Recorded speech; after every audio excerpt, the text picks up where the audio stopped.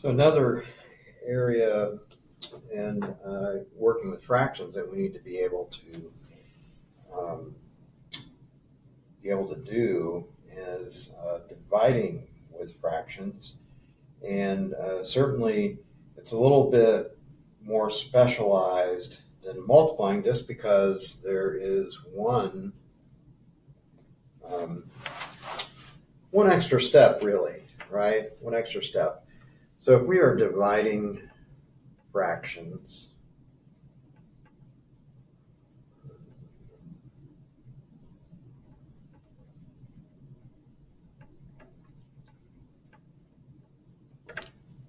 the important thing here is to remember that we are going to um, take our first fraction. So let's say I have 1/8.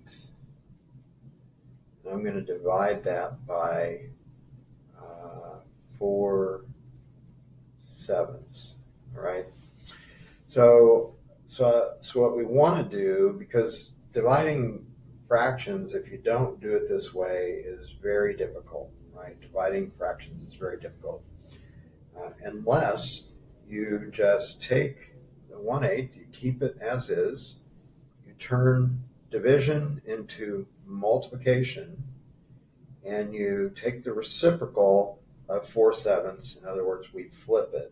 Okay, so instead of 4/7, it's 7/4. So when you divide fractions, you're going to take the second fraction, right? So it's the divisor, right? Remember, dividend, divisor, quotient, all right? Our dividend is being divided by the divisor, right? So then we can just do multiplication, right? We get 7/32. So dividing with fractions doesn't have to be very difficult.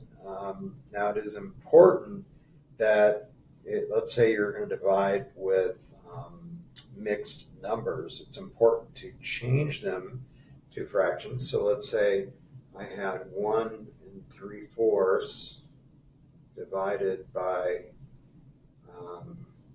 we'll say 2 2/3. Okay. And so if I'm going to do that, I have to change to a mixed number here. I need to change this to a improper fraction, right? 4 times 1 is 4, plus 3 is 7. So that's 7/4. This is divided by 3 times 2 is 6, plus 2 is 8, 8/3.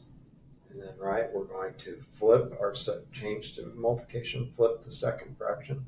7/4 times 3/8 equals 21/32. So that is how you go about dividing